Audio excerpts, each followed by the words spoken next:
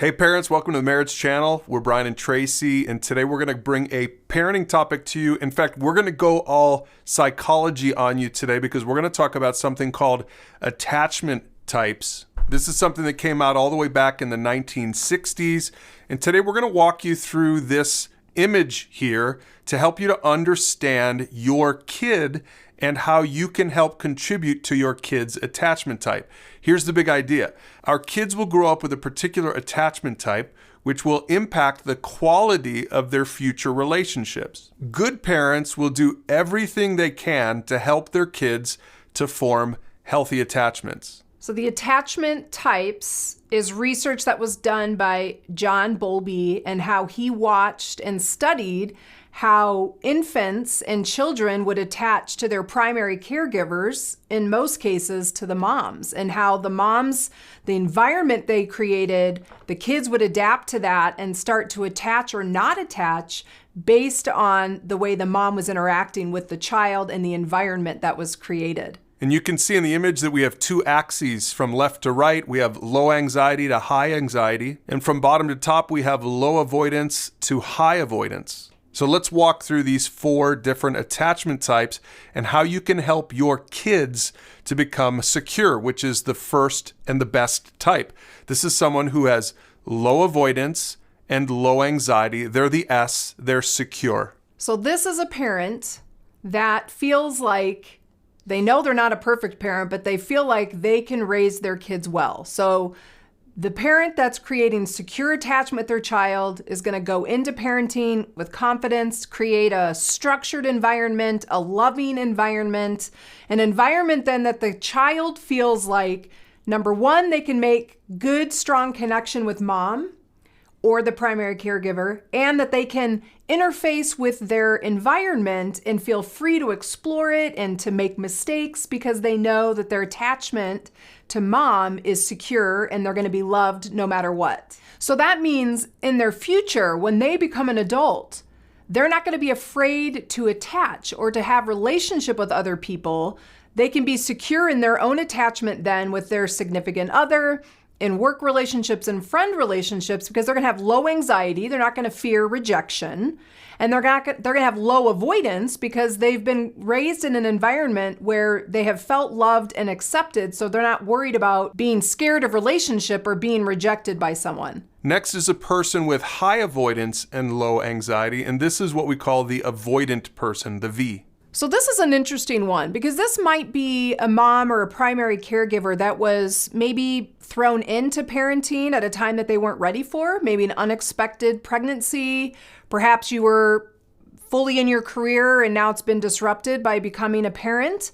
And so the avoidant parent is a little bit dismissive. You're not insecure, like you don't think you could not be a good parent. So you don't have high anxiety on like your ability to perform as a parent.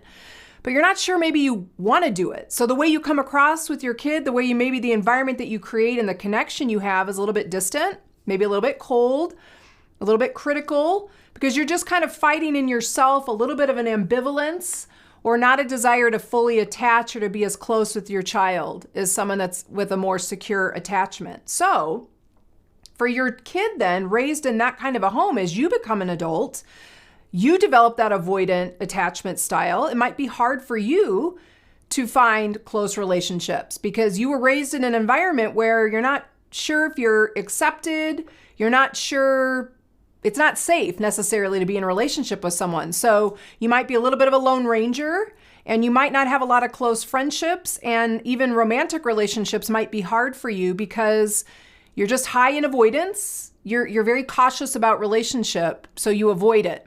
The person with low avoidance and high anxiety is what we call anxious. That's the X in the picture. So this is the parent that has a lot of insecurity, and maybe you feel like, I'm not meeting the need of my kid, I'm not doing what I'm supposed to do.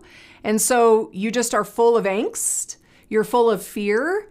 And so what your child picks up on then is that it's very much a little bit erratic, their connection to you. It becomes really more maybe about mom and your emotions, the way you feel, than it is about meeting the needs of the kid.